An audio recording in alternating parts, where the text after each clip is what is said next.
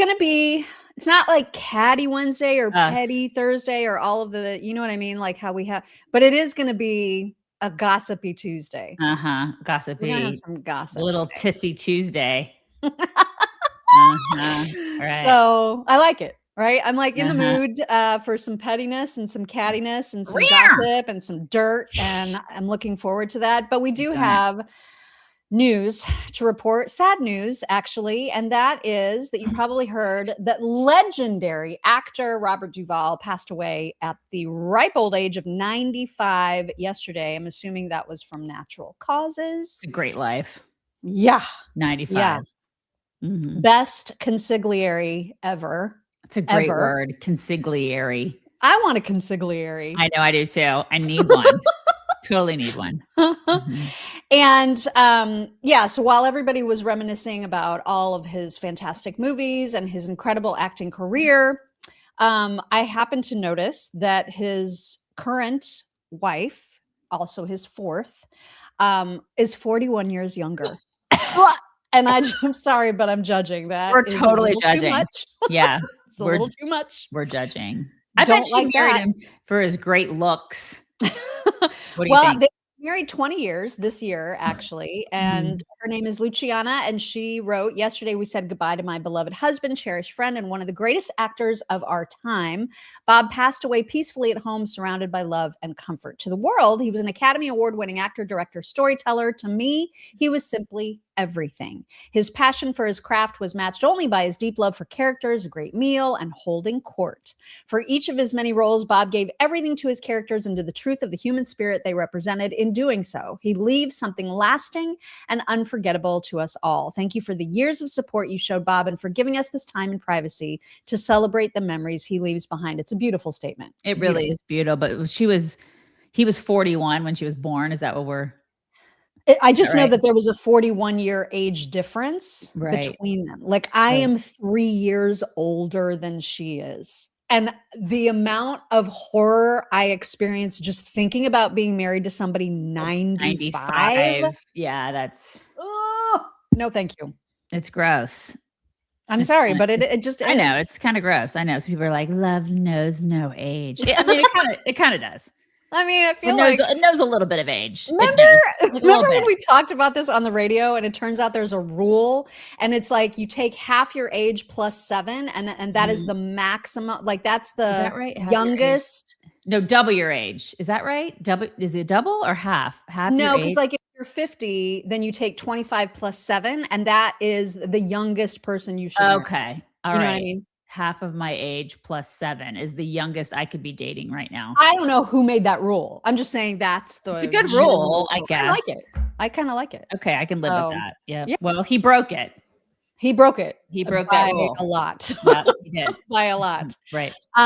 Anyway, there will never be a greater like movie series than The Godfather. I mean, that's a big statement because I know there's a lot of great movies, but I mean, The Godfather. The Godfather was. Yeah, it was really great. I liked him in 4 Christmases. Not one of his, more touted roles, but it is a good one. It is a good one. Right. Also, Jesse Jackson has passed away, and I think he was 84, if I'm not mistaken. And his family also released a statement and, talked about the mission that he had through his life. And I'm sure that there's a lot of people who will be mourning him. And for those people, we should be thinking about them and praying for them. Yes. So Jesse Jackson passed away this morning, as a matter of fact. Okay. Then there was this crazy ass shooting that took place yesterday at a Rhode Island ice rink. We're not going to play videos of it. There's a lot of videos floating around that we're just not going to get to. But as the earlier reports indicated that 2 people are dead. Now that number has risen to 3, including the shooter, who this was essentially a domestic violence case. It was a father who shot his ex-wife and one of his daughters, he shot 2 of his kids. One of those kids died. Others are in the hospital now. And, while details were coming out, it was very, very sketchy. Nobody knew what was really going on. And then it broke that he was a trans person. So once again, Surprise! this is happening way too often, but Yeah. it's psycho trans lunatic who, I don't know what pissed him off, but this was Robert Dorgano, who goes by Roberta Mhm. in his trans life. This is not a person who passes well, as they say, at all. Oh my God. So He looks like Sammy Hagar in drag. he does. Oh my gosh, that is That's who exactly who he looks like. Right. That's who he looks like. Yes. And it's really disturbing. Anyways, and of course I asked ChatGPT about it this morning. This is what I do. I have to argue with ChatGPT every single morning. And ChatGPT was like, I'm sorry, we're gonna redirect you. We can't talk about the fact that he was transgender. Because we're still doing this. We're still doing this, you guys. I can't. I don't understand that at all. I don't Just either. say the things. Right. And so many of these shootings have been by transgenders over the past, couple years. It's undeniable. We have to start talking about the fact that this is a mental disorder. It's undeniable at this point. Yeah. I mean, there is no denying how often this happens, period. Right. You know what I mean? Like, this is freaking crazy. I know what you mean. Yeah. You know what else is crazy is carrying around one of those giant George Costanza size wallets if you're a dude, when you can just carry something slim. Look at that. Look how slim it's not obese. That is. That is a slim, sleek, hot, modern looking wallet. It's so manly. It is. It holds up to 12 cards plus cash. It's made with aluminum, titanium, carbon fiber. It's strong. It's lightweight. Made to last. It's a Ridge. That's what it is. We got to talk about your wallet, man. It cannot be obese. Okay. You can be obese, but your wallet cannot be. Okay. Because, it's like stuffed with receipts from like 10 years ago. Don't do that. It stretches out. It stretches out your pocket. How men walk around. It's like their pockets all. Yeah. This one you could just tuck right into that little shirt pocket that dudes have. Right. And it has built-in RFID blocking technology. So it protects you against digital pickpockets. It also has a Ridge AirTag attachment. So you'll always know exactly where it is, because I don't know. For one, I lose my keys. I lose my purse all the time. I'm like, where is it? My husband's always making fun of me.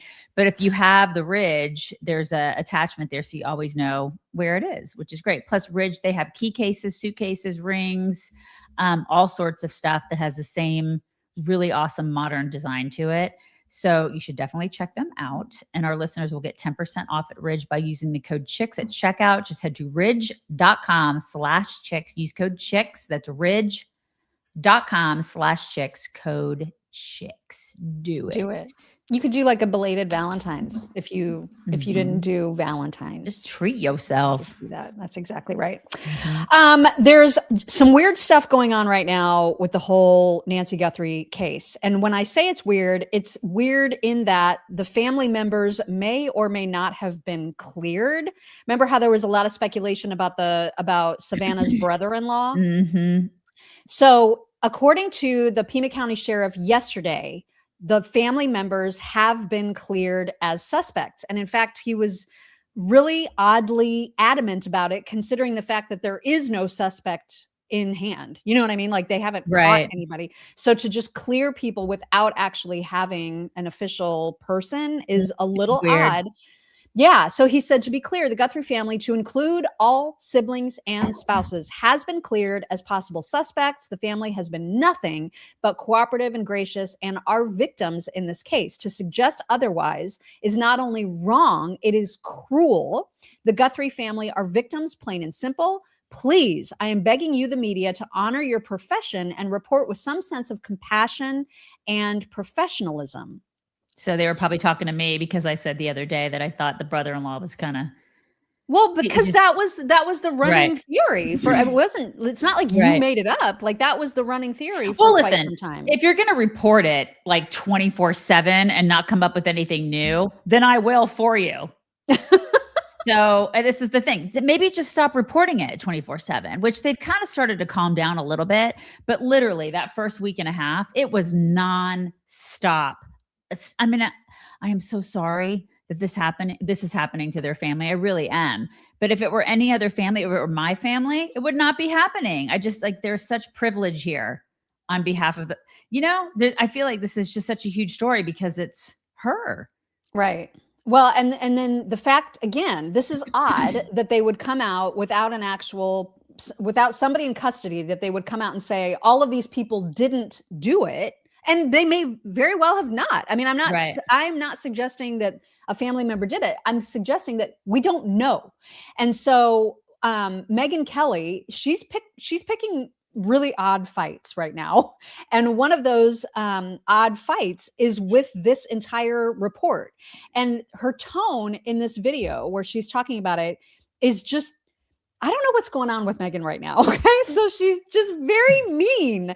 And she is about this as well. Here is Megyn on the family.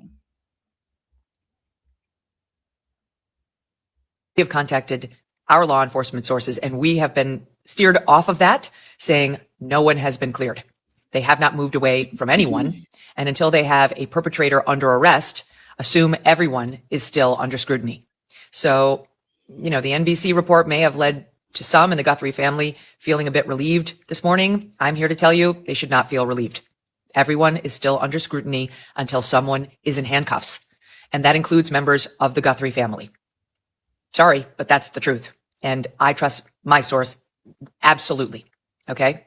This is somebody with impeccable credentials and is in a position to know. And so I wouldn't be getting too relieved if I were anybody in the Guthrie family or elsewhere for that matter. We've never suggested it has to be this guy Tommaso. We haven't suggested that he's off the hook either. So I think keep an open mind.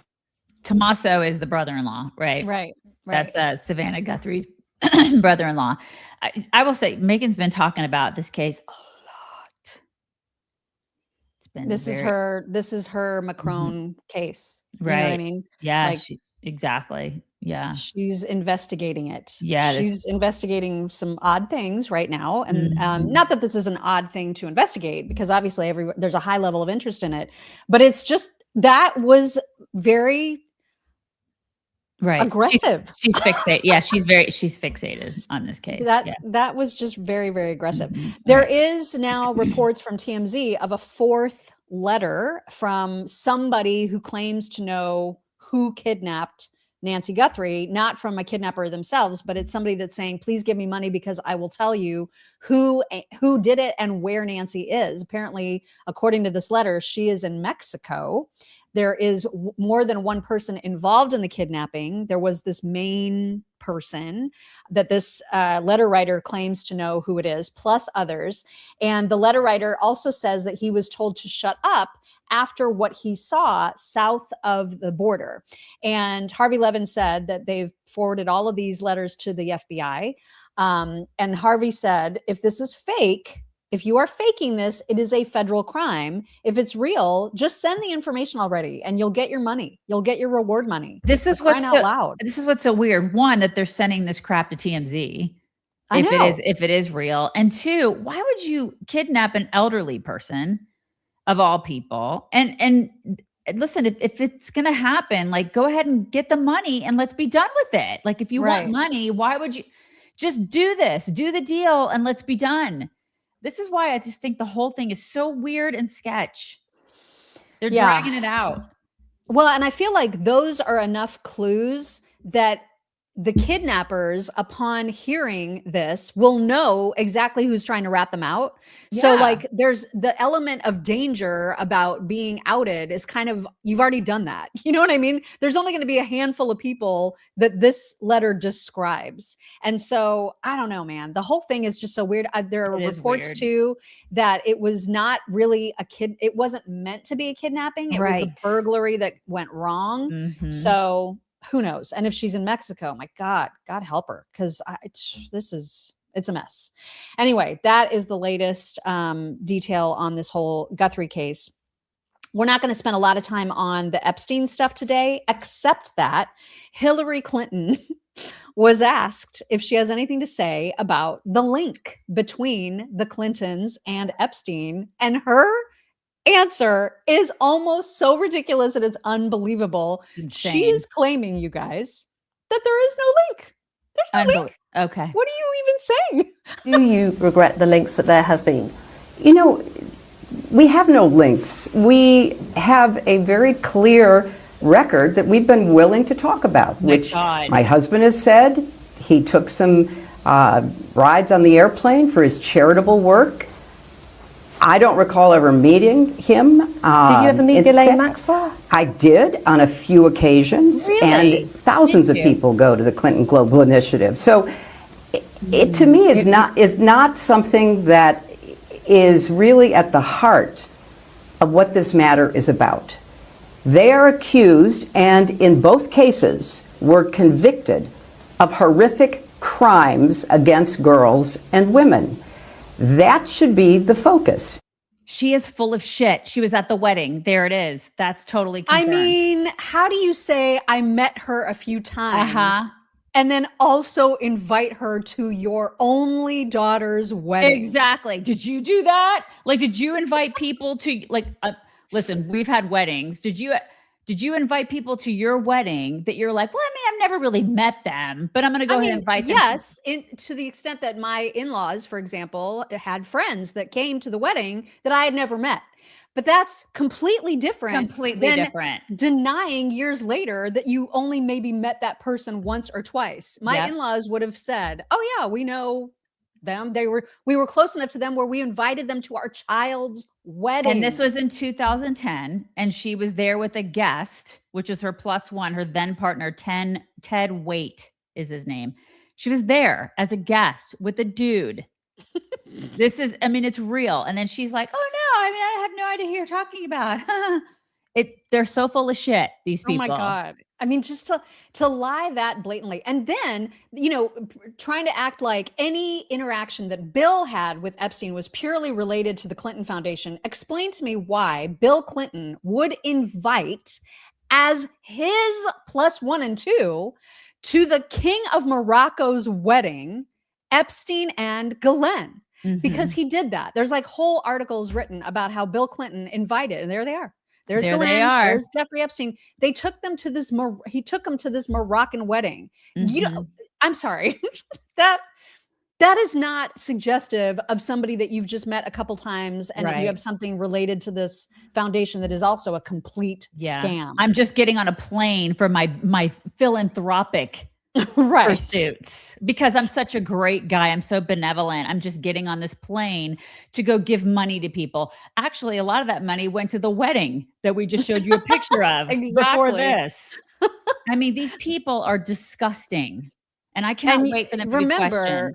Remember how easy it is for Hillary to just lie right to everyone's faces. The great story here for anybody willing to find it and write about it and explain it is this vast right-wing conspiracy that has been conspiring against my husband since the day he announced for president. She's very good at it. She's very, very good all at the bimbo eruptions. And I did. And how about Bill saying, I did not have sex with that woman? Really? Did you not, Bill? Okay. I mean, right. And like the fact that she's still trying to say there's no links. I mean, oh my God. How do you do that? Right. Well, how do you lie that? Because openly? You're the Antichrist. That's how. Yeah. Anyway, that's all we're going to do on Epstein today. Just wanted everybody to know that. Wait for that. I cannot wait for that hearing. I can't wait for them to testify. Gonna be good stuff. It's going to be lit. If they do, if they plead the fifth or do any of that bullshit, I'm going to be so mad. I want to see some action, man. I want some action. I want there to be some meat to the testimony. I do want to see some meat. Yeah. By the way, I did see some meat on my plate yesterday from Backyard Butchers, which is our new really good favorite meat. We had sirloin steaks. Oh, I love the sirloins are the best. New year, new meat, you guys. We're all about people who are America first. That's what Backyard Butchers is. They are a Texas company owned by grassroots Texas ranchers. They're all about MAHA, the same values as we have. And I want my meat to be free of growth hormones. I want it to be grass-fed, no antibiotics, no preservatives like my grandparents used to eat. And that is why we love Backyard Burgers. I get the steakhouse box too. Is that what you get? Because there's subscription boxes they have. I like fillets and sirloins, and this one has plenty of those in it. So they have a box with chicken and pork in it too, if you're into that.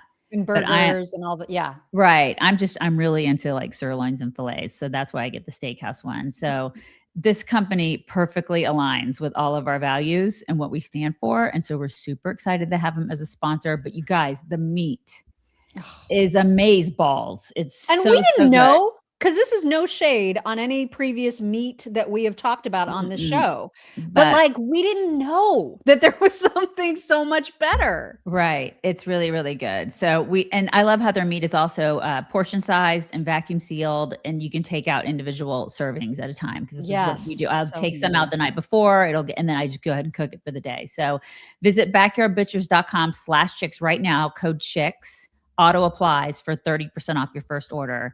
So good. And you get 2 free 10-ounce ribeyes and free shipping when you subscribe, which is awesome. You can lock in under $10 a meal while beef prices are, climbing right now. Yeah, lock in now, because you're grandfathered into these. That's rates. Right. Backyardbutchers.com/chicks. Great stuff, you guys. Makes me hungry just thinking about it. I know. Lunch. All right. So yesterday we talked about Marco's amazing performance at the Munich the Munich Security Council, and Trump is offering his praise of Marco as well. He said, heading to DC, we'll give an Air Force One press conference shortly. Marco was fantastic in Munich. AOC and Newscomb were an embarrassment to our nation. For one thing, they shouldn't be talking badly about the USA, especially on foreign soil. They made fools of themselves and always will. Crooked Hillary merely showed her anger, and Trump derangement. Really bad representatives of our now very successful country. Yeah. And what was she doing there? I mean, she hasn't served. Hillary hasn't served in a capacity, like a leadership capacity, since what was it, like 2013, I think is what it was. So why was she there? I don't understand why she was even there. Like, why are they digging her out and putting her there? They might as well just have like pranced Anthony Weiner around. I don't get it. Like, it makes you realize how desperate they are.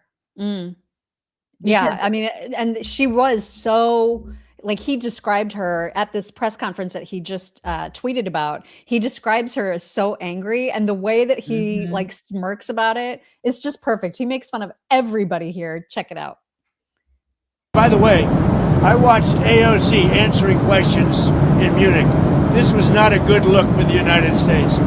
I watched Gavin Newsom answering questions in Munich, and this was a bad look for our country. These two people are incompetent. And at least Hillary's competent. She's just Trump deranged. She was so deranged. She is an angry woman. It's true. So she's like so mad, just so bitter. And like, but that shows you that they have no policies, and they don't understand, national security. They don't understand foreign policy. They're just, I hate Trump. I hate Trump. And even other world leaders were calling him out on that. We played a clip yesterday where they were just like, you just hate him. Like, that's what your policies are. And when other world leaders are calling you out on that, that is so telling. It's like, you guys have nothing except for your TDS and your hatred of this guy. It's sad. It's pathetic. Like, stop, maybe leave that at home and let the grownups do the work. So we talked about yesterday that, and I don't remember this chick's name, but the psycho pro-Hamas lady in New York, who's basically like, I'm so excited that New York City is getting really, really Muslim-y, and we should just now get rid of dogs. Remember, we talked about that yesterday. Yes. So Randy Fine, representative from Florida, tweeted something that has gotten a lot of attention. And one of those things, actually, we're going to get to that in a little bit, because I wanted to make sure we stay on with Gavin for a second. So Gavin Newsom, who Trump just made fun of, obviously, and we played some of his clips at the Munich Council yesterday. Ted Cruz on his podcast made fun of him, and as we did, as he deserved. And so Ted Cruz tweeted, Gavin Newsom is historically illiterate. Oh my God. And Gavin Newsom's response was to say, Ted Cruz calling a dyslexic person illiterate is a new low, even for him. Raise your hand if you had any idea that Gavin Newsom is dyslexic. Oh my God. This is what he's doing. Did you know that? No, but that's not what historically illiterate. No. That's not what that. So he's retarded. He's super retarded. He's retarded. He just outed his retardation in right. the most. This is such a Joe Biden stutter story. My God, I can't. Because first of all, no one knew that Gavin Newsom was dyslexic. And second of all, what does that have to do with anything? Right. You know what I mean? And also he tries to be Mr. Tough Guy all the time. This just makes you look like a victim. Like you're like, I'm going to play the victim now. Okay, go ahead and cross your legs and sit in the corner. Stop it. So Michael, I mean, so many people ripped on him for this ridiculous mistake. Michael Knowles being one of them, saying he called you historically illiterate, which means you don't know history. He didn't call you literally illiterate, which would mean you can't read, which might also be true. Right, but you are clearly also semantically illiterate, as you don't understand the meaning of words. My God, he is an actual retard. I know. Which would explain how California is doing. Yep. Oh my God. So, okay. So Marco, and I promise we'll get to the Randy Fine stuff in just a minute. I didn't mean to go off track there, but Marco had a press conference with Orban from Hungary yesterday. And again, he just shines. Marco is just shining bright like a diamond, as Rihanna would say. And so one of the things that he talked about, obviously they talked about what's going on in Europe, and they were talking about the Ukraine-Russian conflict. And here is Marco on that topic. The only comment is the United States' interest is to see the war end, and we won't get both sides to the table to talk. I'm not here to insult anybody, but the United Nations hasn't been able to do it. There's no other country in Europe that's been able to do it. The United States has been successful at being able to get both sides to talk. I mean, for the first time, I don't know, in a number of years, you actually have at a technical level, military officials from both sides sat down last week in the Middle East, and we'll restart those talks again in Geneva later this week. So he didn't exactly insult the UN, but he also insulted the UN, and it was perfect. Right. It was sort of underhanded, which I'm okay with.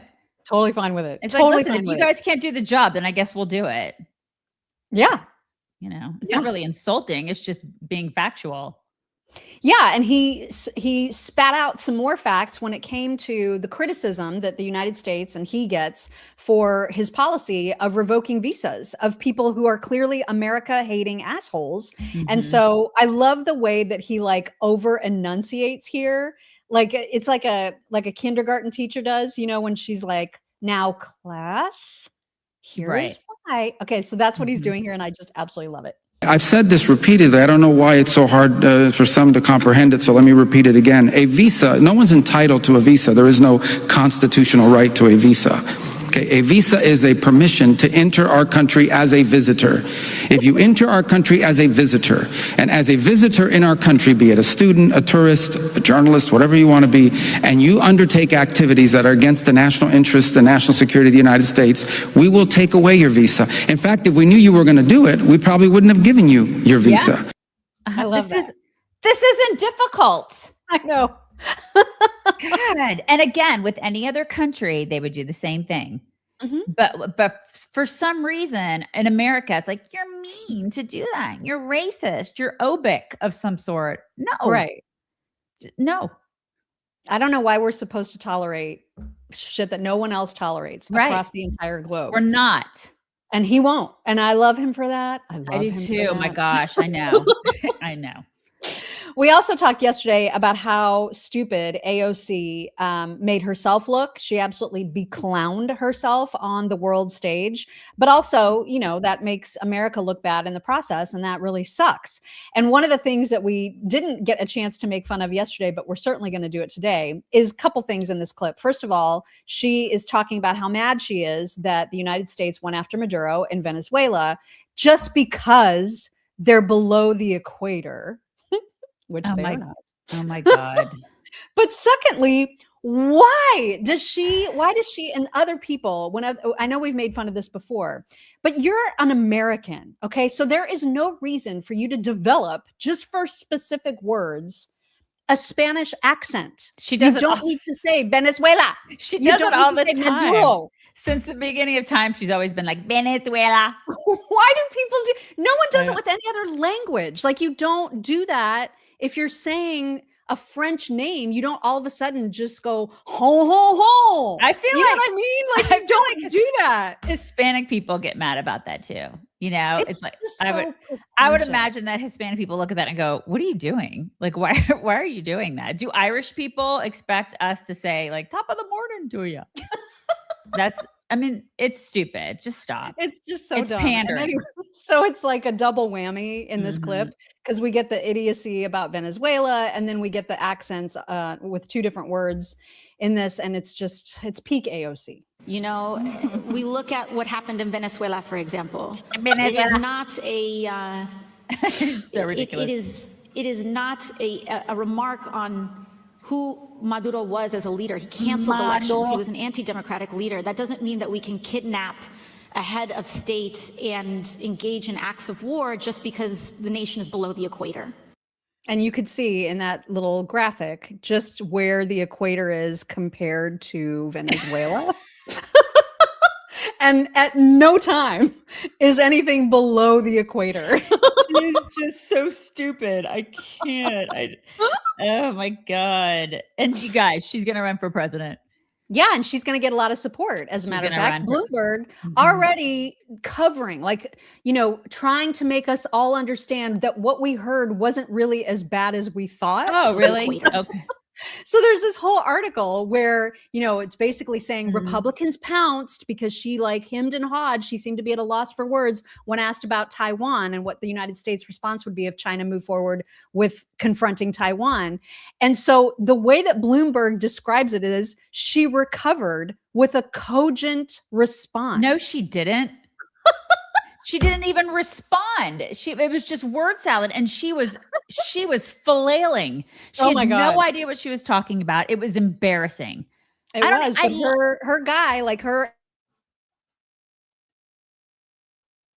wanted to be careful about what she was saying. I wish more politicians would wait to answer instead of rattling off talking points. That's how they're rationalizing this. She was thinking, you guys. That's what she was doing. I mean, she was waiting, and she was thinking about a response. That's what it was. No, that's not what it was. She was like, I don't know the answer to this. I'm freaking out. Yeah, that's what it was. Caught out. Period. Oh, please stop covering for her, media. My God, the absolute crazy spin that they will go to cover for this broad. Oh my it's God. Unbelievable. It is.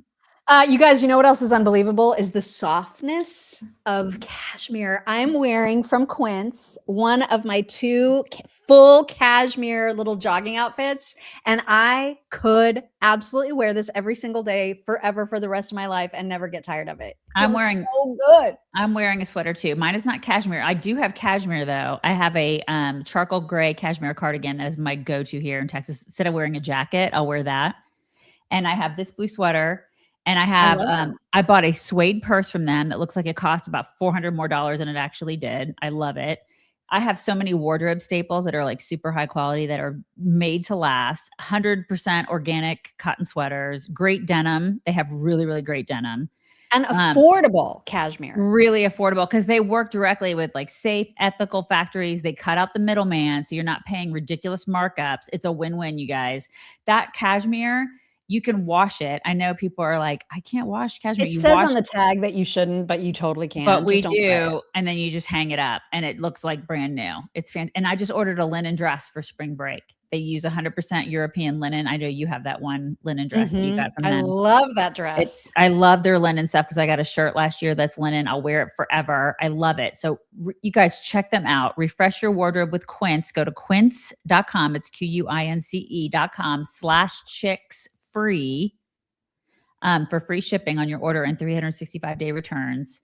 They say that they're available in Canada now too. So anybody that's from Canada, this is good news. It's quince.com/chicks free to get free shipping and 365-day returns. Do it. Fabulous stuff. Really great stuff. It really is. So our BFF Scott Jennings commented on AOC's performance yesterday, and here are his thoughts. Party. Look, this Munich Security Conference put on full blast the fact that we've only got one adult political party in the United States right now, and it's the Republican Party. Marco Rubio gave the speech of a lifetime over there. He laid out a clear foreign policy vision that defends Western values and Western civilization. And the brightest Democrat over there, Alexandria Ocasio-Cortez, crapped the bed, okay? She wants to be president. She wants to run. And she's one of the most popular Democrats and gave one of the most embarrassing performances you could possibly do. It was bad. Gretchen Whitmer, one of the governors that Bakari is touting, said she knows even less about foreign policy than AOC. And Gavin Newsom has repeatedly embarrassed himself every time he's gone to one of these international conferences, whether it was Davos a few weeks ago or Munich. He can't even rebuild a single house in the Palisades in Los Angeles. Right. And this is their best and brightest. And by the way, Gretchen Whitmer looks like a vampire. Like, what's going on? Yeah. It's looking bad. Like, I don't know what kind of pact with the devil she's made, but it's not looking good for her. She's a frightening character. Right. Yeah, she is. It's true. So remember how the tone and the theme, I guess I should say, not tone, but the theme of what Marco's speech, the primary speech, was all about is the shared values, the shared Western culture that we have with Europe, and why we need and want them to be successful right along with us. But that requires all of us rejecting losing our identity, right? I mean, the whole notion of melting into the pot, assimilating, all of those things are so important to maintaining our national identity and the identity of Western civilization as a whole. That was the theme. And he was marvelous at talking through that. And then there was the New York Times assessment of his speech, and I'm utterly baffled by it. So the headline says, Europe today looks different from the one Trump's team describes. Secretary of State Marco Rubio appealed to European leaders in Munich by stressing Christian and cultural bonds that are no longer universal. And then the article went on to say, listen, it doesn't look the same in these Western countries anymore. There's halal food counters. There's an Afghan grocery store. There's this and that. There's this and that. As if to say Marco is wrong, when really that's the whole point he was making. That is the point. Is that yeah, that was. They don't get it. And they want it. They want this change because that to them is progressivism, right? It's the fundamental transformation. That's what they wanted. We don't want that. We don't want Thank you, but no. They need to come and melt. If they want to come be a part of the culture, then they need to be a part of the culture and not change the culture. Exactly. We actually want Europeans to protect European heritage. Yes. That's what we want. They're losing right now, but in turn, we want to protect American heritage. We want that. I mean, because people are coming over here and they're like, we want to change it into our shithole country's heritage. Well, then you shouldn't have come here because this is America. And people are trying to make you believe and make our children believe that that's a bad thing. It isn't a bad thing. So we're trying to change the narrative on that. Right. It's the best thing. Absolutely. It's the best possible thing. Kevin Leary also talked about Marco's speech and just the importance of how vital it is that we keep America strong, that we have strong allies. Anyway, here's a little bit of what Kevin Leary said. This all started a few weeks ago at Davos on the famous speech Carney gave, the Prime Minister of Canada, with the words "New World Order." That did not go well with the Trump administration, as you remember. Actually, it hurt relations with Canada at this point, which hasn't really restarted on the tariff front. The point is, though, we're getting to a place now where there's only one adversary, and I think it's time to just call it out: China. That's it. And so you either are with us, so to speak, against China, or you're not, because China is getting ready for world dominance. And I call it what it is: economically, militarily, AI, power, you name it. Those guys are not fooling around. And if we don't wake up and get together on this, they will be the superpower. Now, if you're okay with that, and you want to live in that kind of a world, Well, I don't. So I'd like to see this thing worked out pretty damn fast because Europe has to get on board. Canada has to get on board. Everybody that believes in democracy, freedom, and capitalism has to get on board, or you will see those guys walk into your country one day. I agree. I agree with the China thing, but I don't think that's our only adversary. I don't think. No, but in terms of like their financially and stature of power, like their amount of power in the world on all of the fronts that he listed. Right. I mean, they're our stiffest competition. Let's put it that way. Totally.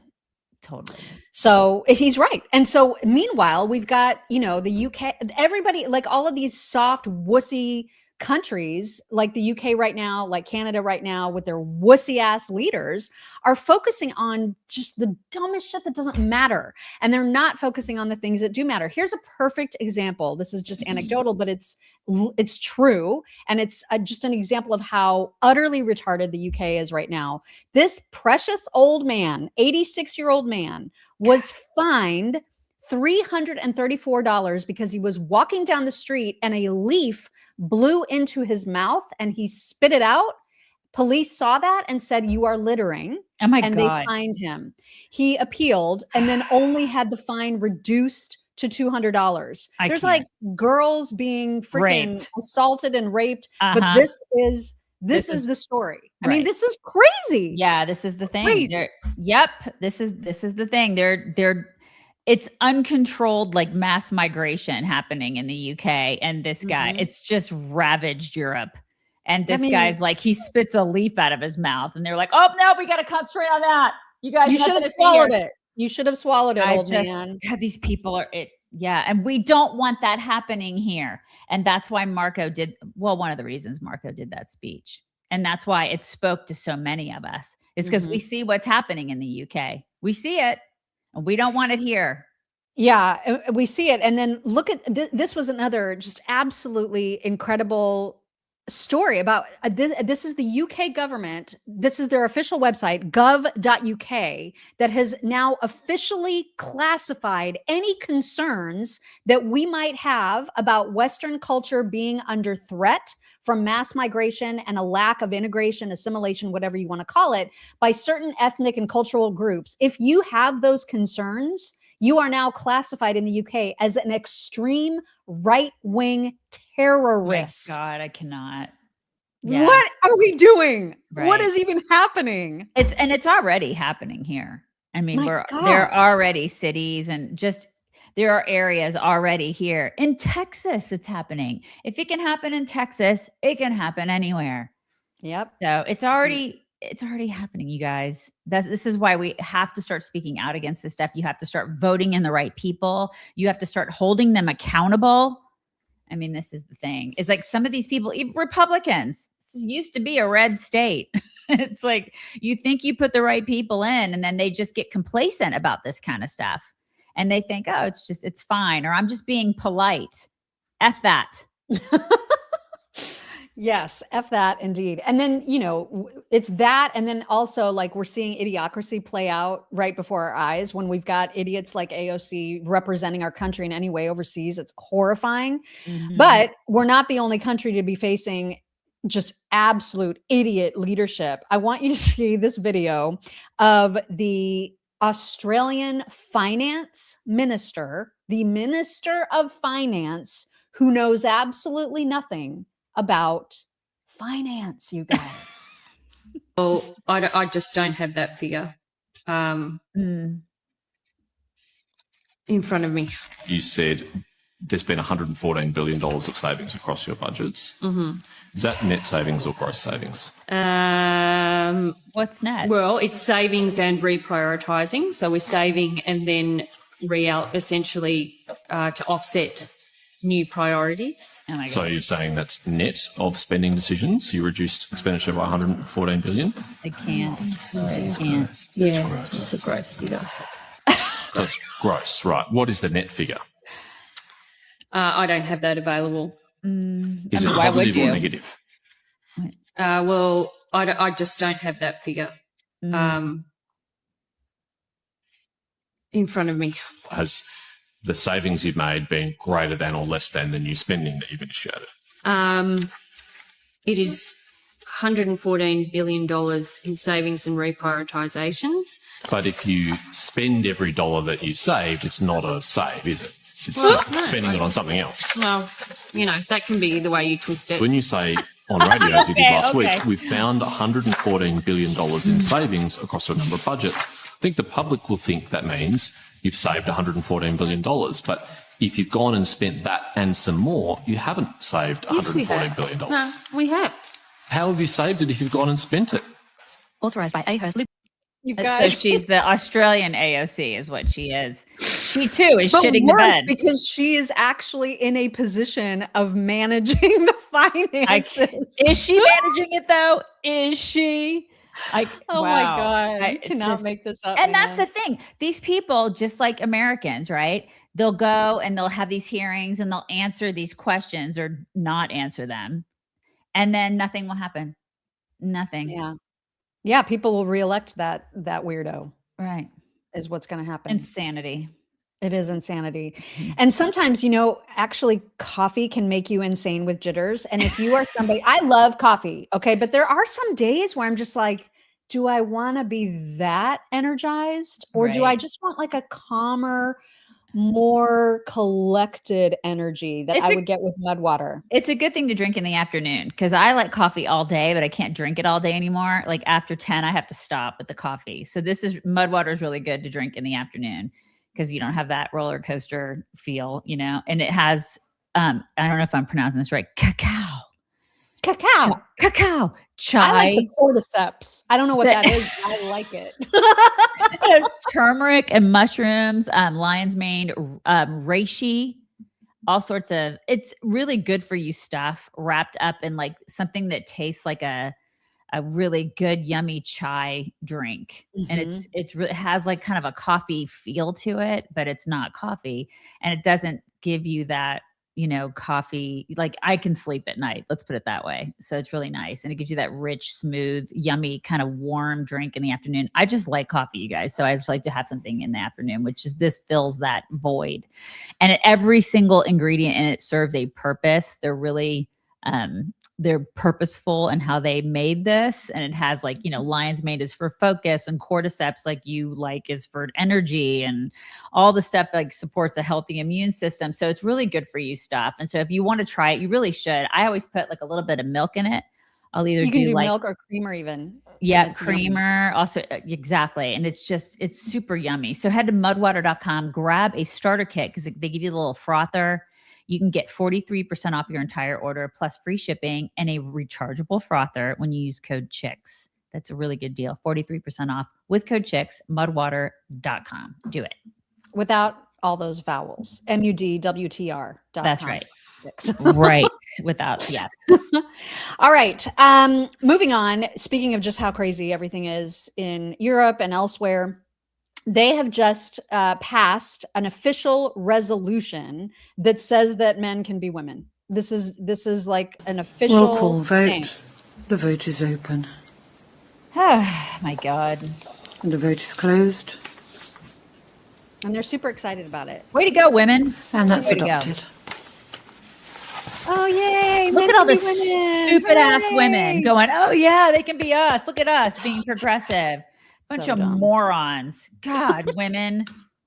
This is how culture falls. Like this Right. is how civilizations fall, is when you just start saying the emperor is wearing beautiful clothes, even though everybody around can be like, the emperor's naked. Can you not see that? Oh, no. The emperor's got on beautiful clothes. This is it's just so pointless and stupid. And yet this is what leaders are doing. Keir Starmer, another perfect example. This isn't recent, but it's recent enough that that this would still be his answer. He was asked if men can have a cervix, you guys. Oh God, I can't wait. Transphobic to say only women have a cervix. Well, it is something that shouldn't be said. It is not right. But Andrew, I don't think that... So Rosie Duffield should not have said that. Can you explain to people watching why she should not have said that? Well, Andrew, I don't think that we can just go through various things that people have said. Rosie Duffield, I spoke to Rosie earlier this week and told her that conference was a safe place for her to come. Really? And it is a safe place for her to come. Yes, it's just come because we're all mentally ill. So you're welcome here too. Because we're all We'll affirm you're crazy. We'll affirm it for we're you. all batshit crazy, just like you. Men can have a cervix. Seriously, what are they doing? Just a meteor, sweet meteor of death. Where are you? We're ready. We're ready for you. My God. Switching gears kind of, but this still relates to all these cultural issues. Lila Rose did a debate with some feminists. I don't know the name of this woman. She is a lunatic. And Lila Rose, of course, very, very pro-life. That's her cause. That is what she speaks on most often. And she absolutely twists this feminist on the issue of abortion into the most hilarious pretzels. Behold. So you say you don't believe it's a child in the womb. What is it if it's not a child? I think depending on what point it's at, it's cells. What kind of cells? What kind of cells? My favorite. Is this a gotcha question? No, it's a very sincere question, but you and I are made of cells, right? Right. What is the life in the womb? Is it a life, would you say? Lila, you know as well as I do, for a long time, it is not viable outside of a woman. So it is not, you can't say, Is a human less valuable because they are less developed or because they are dependent or small? Does that make them less valuable? I don't believe that it's a human being. If they're not a human being, believe what are if it they? is not viable outside the woman's womb, the woman should have the choice over her own body. If a woman is pregnant with a male unborn child, does the woman have a penis? No, right? You can just say no. I'm completely, UCLA must teach better science than USC because I don't really know what the you're talking about. I have to be honest. Well, I don't really know what you're... If you don't acknowledge that human life begins before birth, then I can see... I don't think human life begins at when does human life begin? Does it begin when the male has an orgasm? Is that what you guys think? When does human life begin in your view? Okay. Listen, we can have philosophical debates all day long. It's not. It I'm comes actually asking down from a to, scientific does a woman perspective. have choice over her own body or not? They just, they don't want to say it. You can't fight with Lila Rose on this. You can't. Right. No, you can't. Because she has facts. She's right. She's just right. And they never want to say that. They don't ever want to say that it begins. It begins at conception. They don't. And then when you try to tell them, okay, then what week is it? Like, give me a week. When is it a life? Because they don't want to say when. Like, is it in the first, second, third trimester? What is it? Is it like 30 weeks? Is it a viable human? Like, what is it? They can't tell you. They can't. They can't. And then they twist themselves into more pretzels, trying to convince themselves that this is a loving choice. Mm-hmm. This is also, I think this is a fairly old video, but this is how these women justify their actions to themselves by saying abortion is an act of love. Abortion is an act of love. Oh my God. Abortion is an act of love. When I first heard the slogan that abortion is an act of love, I retracted just a little. And then I started thinking about my sister's story, and I started thinking about individual case stories and saving lives and saving futures. That abortion can be the most loving act that we can have. My abortion was an act of love. The decision we made was with her in mind this whole time. Because we have a decision made out of love. Abortion is an act of love. Self-love, if nothing else. You have to love yourself. The patients that walk into the clinic, they're more than just patients, they're people. People that seek abortion are intelligent, they're responsible, and the stigma against people seeking health care has got to stop. If people hear the words abortion as an act of love, I just ask them again, look at the individual. Look at the individuals and how their lives change. Abortion is an act of love. It gave me the ability to take control and power over my own life and make the most important decision up to me. You should have done that before you got pregnant, first of all. But remember they used to say safe, legal, and rare. And now that's become abortion, like killing my baby is an act of love. It's God, man, the propaganda, it's off the charts. Like what they've gone from this to this. And it's one of the reasons that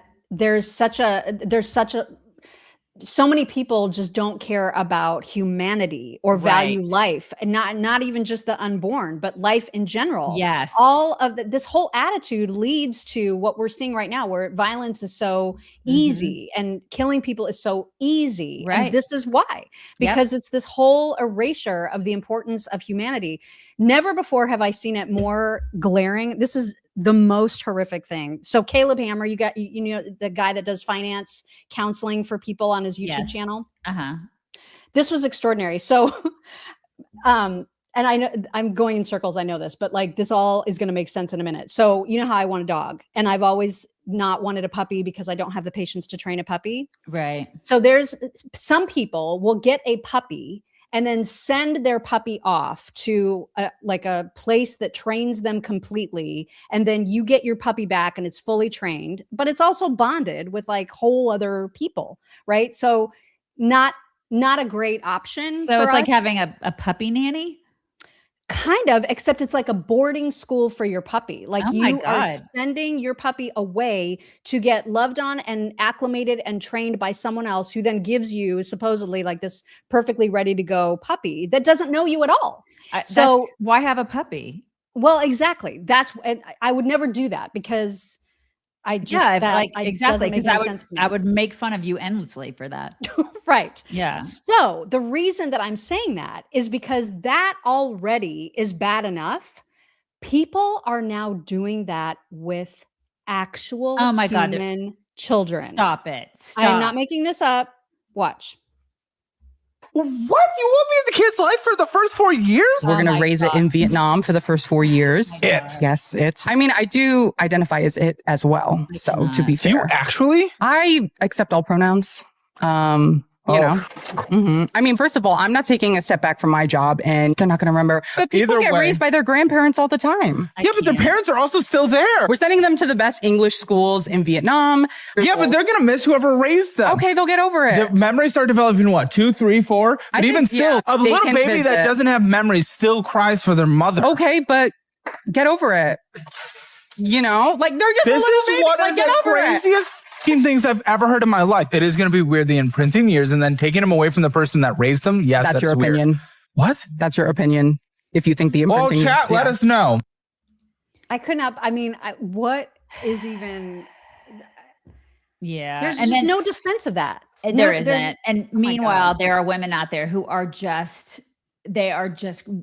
dying for children. Like they would do anything to have a child, and that freak has one, is going to ship it off to a boarding baby school. Like it's so vile. It is vile. I don't understand it. Just don't have them then. Don't have them if you're not going to raise them. Yeah, I don't understand that. I couldn't believe it, but that is now a thing. All right, moving on, because we promised that there would be juice and gossip and drama. And we also said, to our headline, that Megyn Kelly is picking some odd fights right now. So we're going to get into another one that she has decided to pick with a very popular account on X. And we show a lot of her tweets, Insurrection Barbie, who is anonymous. Like, we don't know who she is, and she wants to keep it that way. We know she's a mom of 2. We know that there are other accounts out there who do know who she is, but there's always so you're saying she's a young mom? I am. Okay. And Megyn picked a fight with her? I am saying that. Okay. Just wanted to point that out. Okay, go ahead. So we don't know, her actual name, but she has been dealing with rumors about who she is, and she has denied these rumors multiple times in multiple Twitter X spaces, like over and over and over again. Megyn doesn't have that history. And so she decided to go after her. And this relates to what I talked about earlier, I jumped the gun on this, but this all relates to the Randy Fine tweet that got a lot of attention about the Muslim chick who said that we should get rid of dogs. Okay, so this all This all ties together, I promise.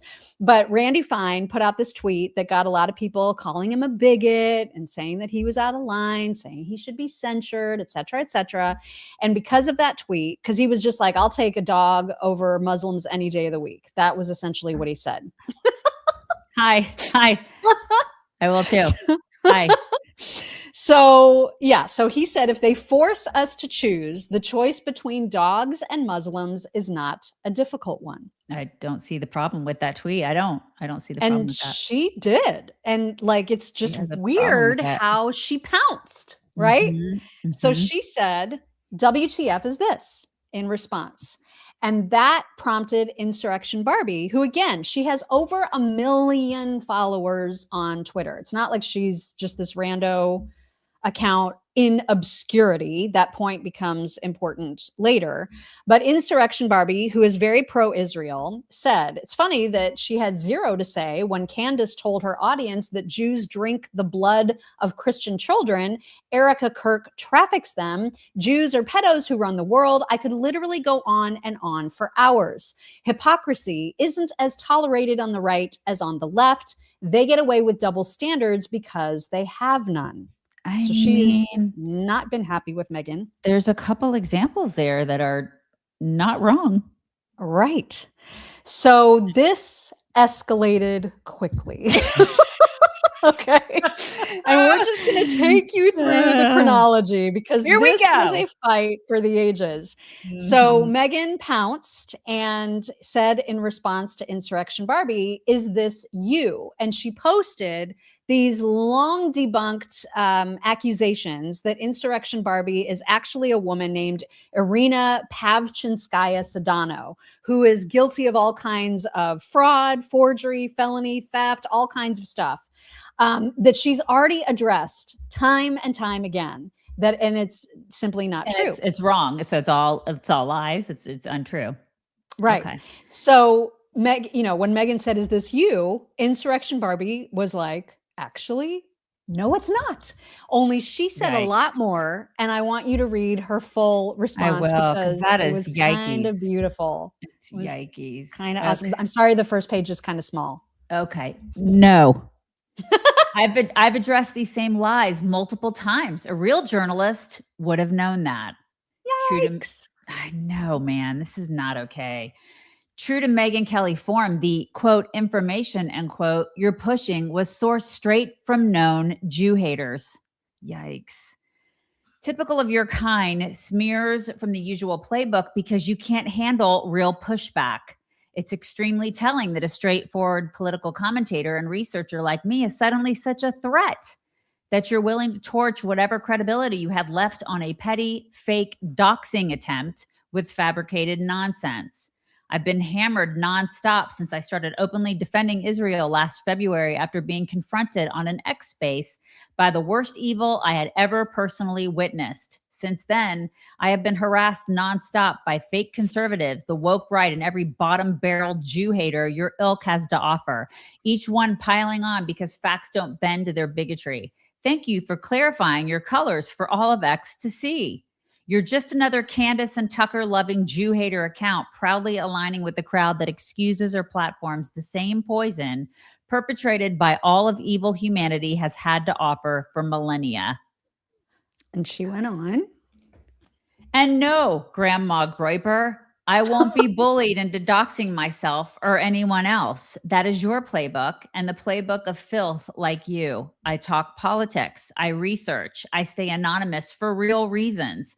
I have 2 kids. I turned down every single monetization opportunity X ever offered because my children come first. Their safety and future come first, always. It's bizarre how someone claiming to be a, quote, mom, end quote, would think doxing or exposing another parent is somehow acceptable. Didn't you once seek pity from the masses for something similar, huh, Grandma Groiper? But when Jew hatred creeps in, principles vanish like smoke. You don't rewrite reality with lies.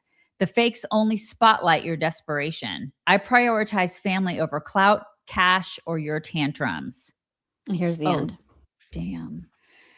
To all you other Jew haters out there, keep swinging with fabrications. It just exposes you further. Facts over feelings, truth over smears. Get right with God.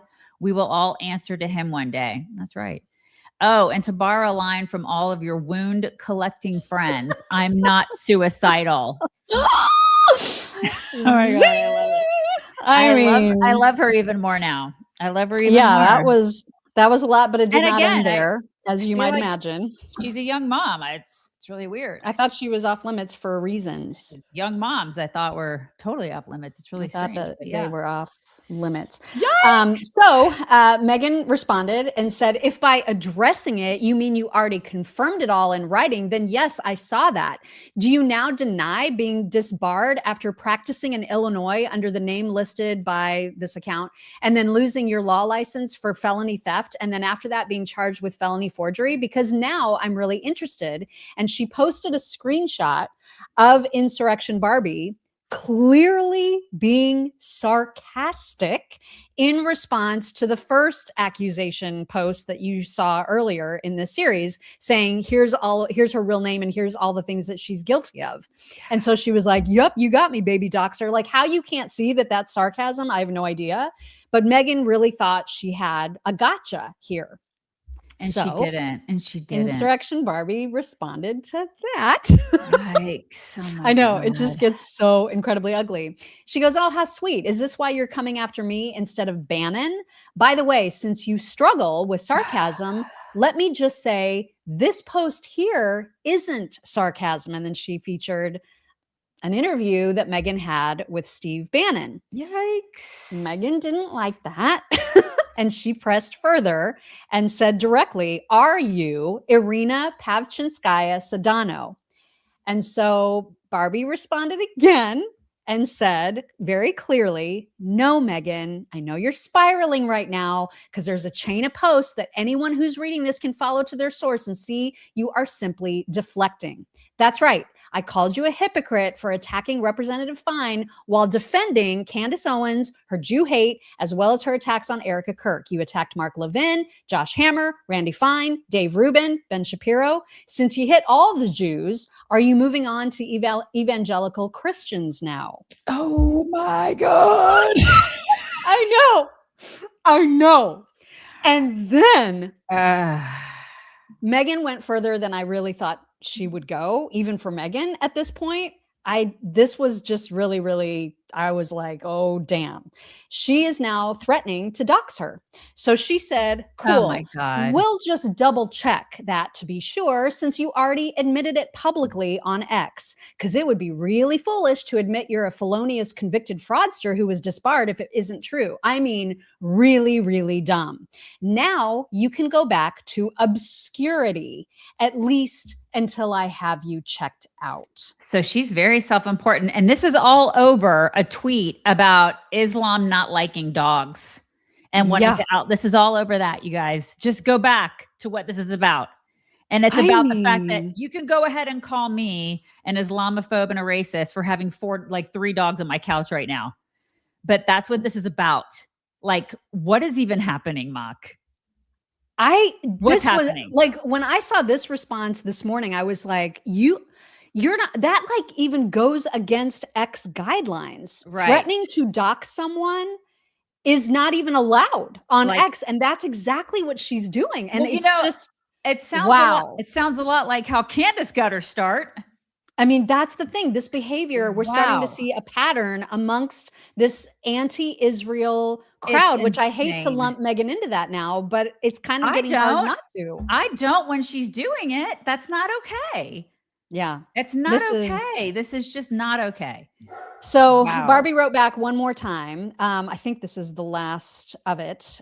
She said, I'm not sure which is more pathetic. Grandma Groiper's inability to comprehend sarcasm, Grandma Groiper's photoshopping skills. Once again, if you were a journalist, you could read about or listen to one of the many X spaces where this has been asked and answered. Also, trying to take down one of the biggest supporters of Trump simply because I'm not a neo-Nazi Jew hater is a bad look. Right. It's a bad look. I mean, it's all we're saying is, hey, we like dogs. We're not going to give up our dogs. I'm sorry. And also, I'm not going to give in to that stance. Like I am going to go ahead and I'm going to side on the side of people who are like, I love my dogs. And I do think that there's a problem with, how do I say this? I'm trying to be as nice as possible, but I do think there's Islamo creep coming into this country. For sure. Oh my gosh. Radical Islam is a huge threat. If you're denying that at this point, I don't even know. I mean, they make it very clear what their intentions are. Absolutely. And we've talked about that. And if that makes me some sort of a phobe or an ist, you know what? We've been called racist for the past 17 years. I don't care. It's nothing new. Wow. Jackie Che had a fabulous rundown of this if you want to read her tweet about it. Regarding Megyn Kelly and defiantly free and the Randy Fine comment. Megyn has painted herself into a corner. She kind of has, Mock. Mm-hmm. It doesn't matter if she's right in her outrage now. Fine's comment was bad, in my opinion. The problem is that her outrage is selective. Yes. Yep. It's right for her to take issue with the comment about Muslims. But why won't she respond to Candace's much more vicious and incessant comments about Jews? Yes. We could really use a WTF retweet on one of Candace's Jew tirades. And that's what Insurrection Barbie was originally pointing out. It's not lost on the audience that almost everyone on the right who Megyn chooses to rebuke is vocally pro-Israel. But she won't rebuke those who are rabidly anti-Israel and much worse, anti-Jew. Until she corrects this, none of her other criticisms, no matter how accurate, will land. And it's not even that. It's she's pro-Muslim. Mm-hmm. She's pro that. I mean, is she going to be pro that? Like when they actually take over, like, I don't know, sex of the population and sex of cities. And then, I don't know, it's like her daughters are forced to wear burqas. Is she going to be okay with that? This is the thing. She's all about women's rights. And she talks about transgenderism and stuff like that. But that religion, that whole mentality, that lifestyle, they're all about anti-women. So there's a strange dichotomy happening there, at least for me. I don't get it. I don't understand.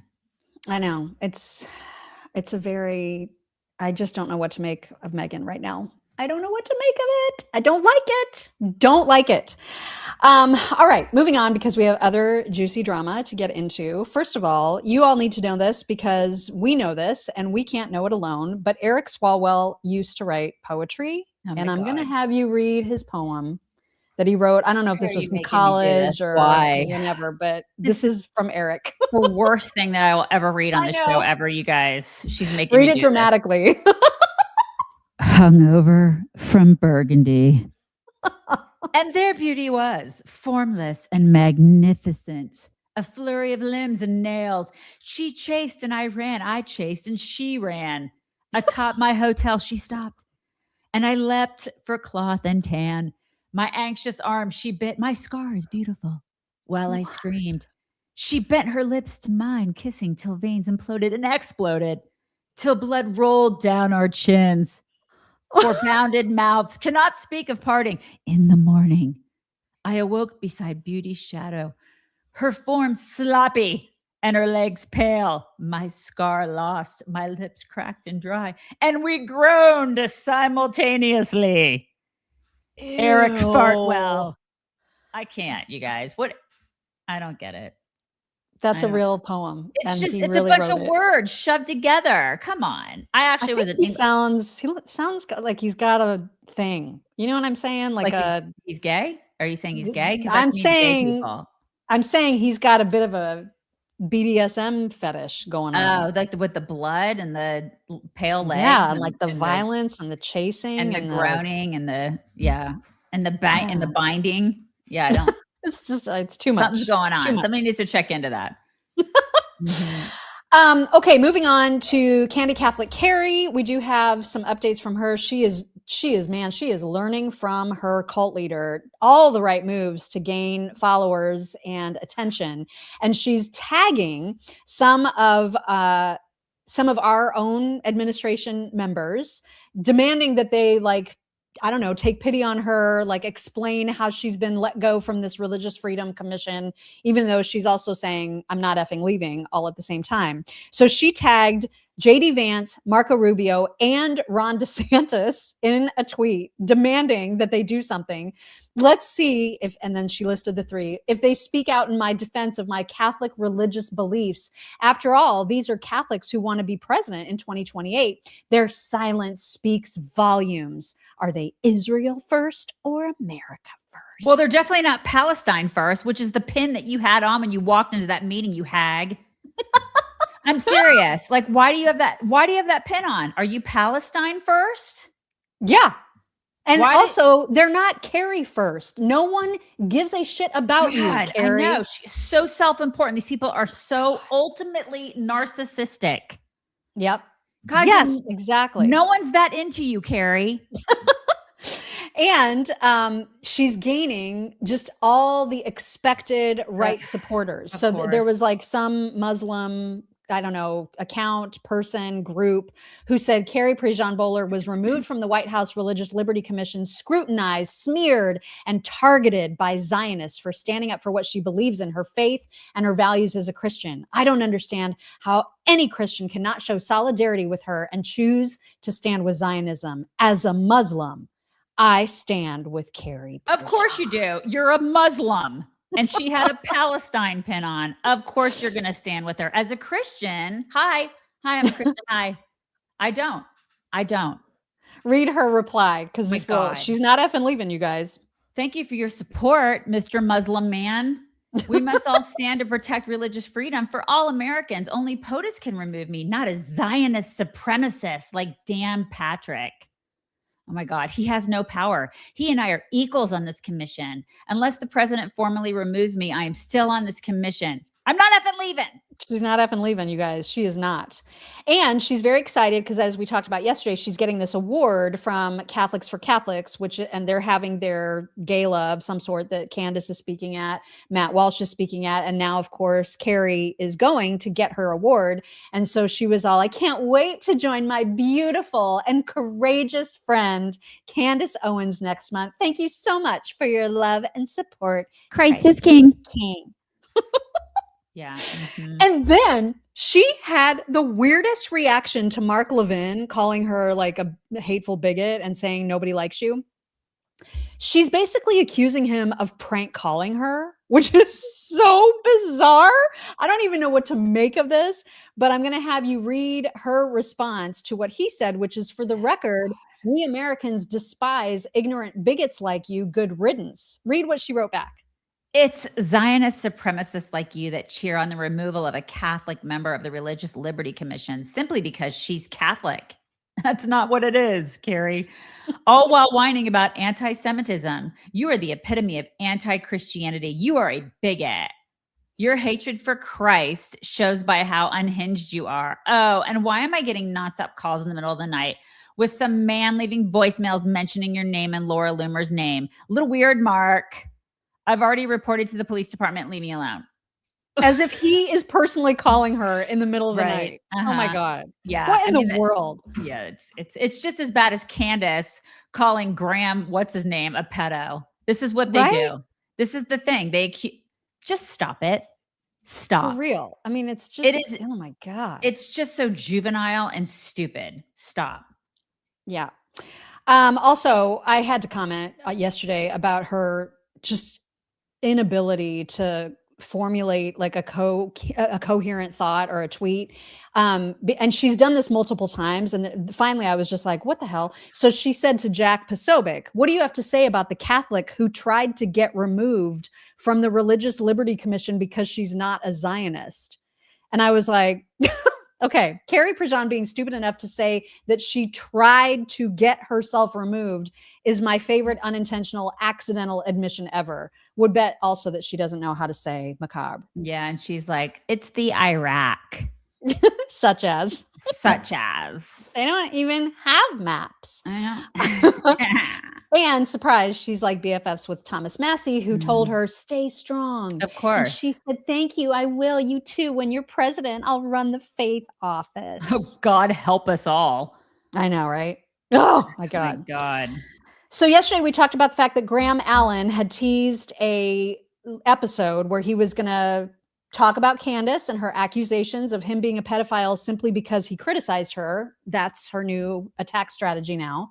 And I know you listened to the whole thing. We've got just a couple of highlights. It cracked me up how we told everyone to listen to it. And then I had countless emails from people going, hey, you need to go listen to Graham Allen. I was like, I know. I'm the one that told you to do that. Right. Exactly. So just a few clips to play. The first is where he talks about just teasing the episode and how immediately all these pastors were like, oh my God, we're going to pray for you, which that says so much right there about what a demon she is. Yesterday, I made an announcement on X that I would be addressing everything. I got calls from pastors, high profile, and literally people wanting to pray for me over the phone. And although I will always welcome prayer, I want you guys to realize that's the level of which Candace Owens and her evilness has reached. To a point that if someone wants to stand up to Candace and her horrible, evil, vindictive attacks against Erica Kirk, Charlie Kirk's widow, and even Charlie's kids, pastors feel led to pray for me before I even do my show, which I do daily. Does that seem normal to you? No, it doesn't. It is not normal at all. And now she's, one of the things that he said is she's resorting to liberal tactics, which is character assassinations. She really doesn't have any friends. Well, Carrie, Prejean, whatever her name is, but I mean, she doesn't really know how to have and keep friends. Like she's just calling everybody racist. And now she's resorting to calling people or insinuating that they're pedophiles, which is what liberals do. This is because she's a liberal. Yeah. Yeah. I mean, her true colors, man, they are all the way out. Right. All the way out. Absolutely. So he addressed that accusation specifically. Here's a little bit of what he said about that. Keep your young kids away from Graham Allen. No joke.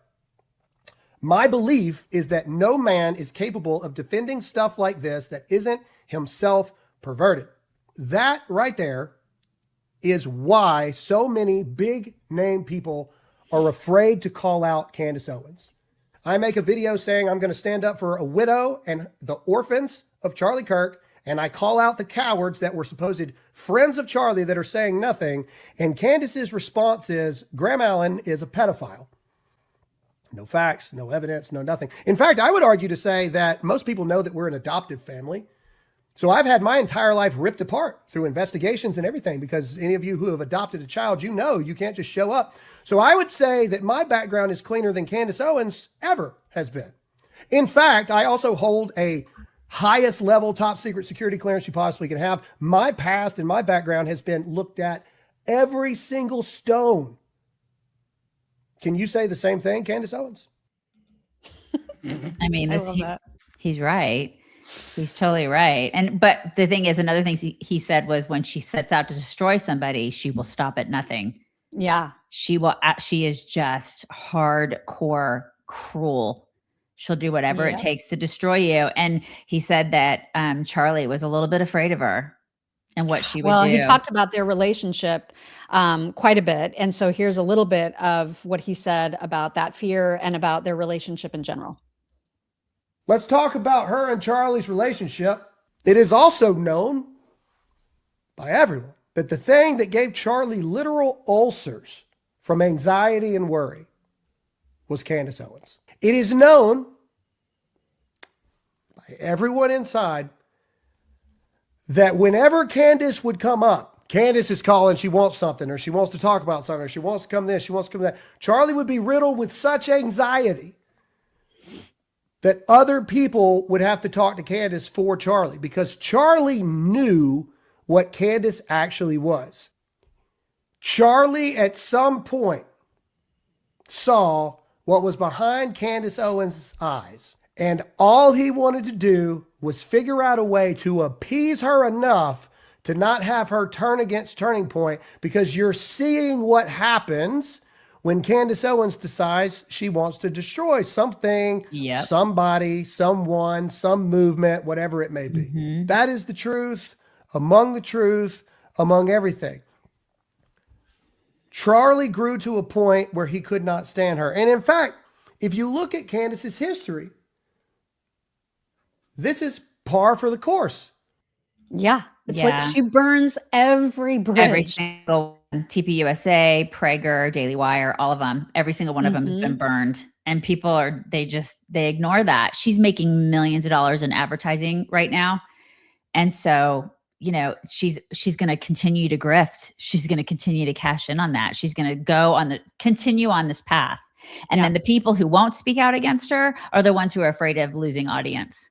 Either that or they're anti-Semitic and they love it. And now I'm so glad that Graham did that show. There are other prominent voices speaking out. I mean, it's not new that Erin Molan, Molan, I'm sorry, I mispronounced her name, that Erin Molan has been speaking out against Candace, but she took a break and she was trying to do the thing that she was telling everybody else to do, which is just stop listening to her show, stop giving her air. A lot of people in our own audience tell us that all the time. Please stop talking about her. You're just giving her the attention that she craves. But as Erin figured out, and we've always known, that is just not going to work. That's not the right strategy. And here is Erin to explain. It's one thing to profit off pain, and that's pretty low in and of itself. To continue and to elevate this kind of attack on a widow whose husband was shot live on television, in the throat, murdered, the father of her 2 young kids, to insinuate she should be in jail and is somehow responsible for the most traumatic thing in her life and that of her children, the moment that robbed her babies of their dad, is a whole other level of sick. And I tell you what, we need to stop clicking on it. We need to stop watching it. We need to stop listening to it. And you might be thinking in your head, well, why are you talking about it now? And I get it. I do get it. And I debate internally every time I prepare to do a segment on her. But the way I justify it is, at the moment, what she's doing is being seen and listened to by millions of people. So there's got to be counter to that. Right. You've got to push back. I would implore anyone who engages with her stuff to stop, because it's so vile. It's evil. It's not just stupid. It's not just untrue. At the base level, it's just untrue. It is evil. Yeah, it is. 100%. God, there's just so many people that are wrapped up in that crap. And the stuff that she makes up to create these overblown lies about, Erica, now she's calling Erica a groomer of some 15-year-old girl. That is all nonsense. And listen, I found it personally distasteful after Charlie died and there were the casket pictures. I get the heebie-jeebies when I saw that, but whatever. I'm not saying Erica had something to do with his murder because she posted photos of Charlie in a casket. That's how she wanted to share that moment, and it is her right to do it. Not what I would have done, but I would not be ripping her to shreds about who she had with her the way that Candace is doing here. And literally people wanting to. Let me get back to that picture. It's just untrue. It is evil.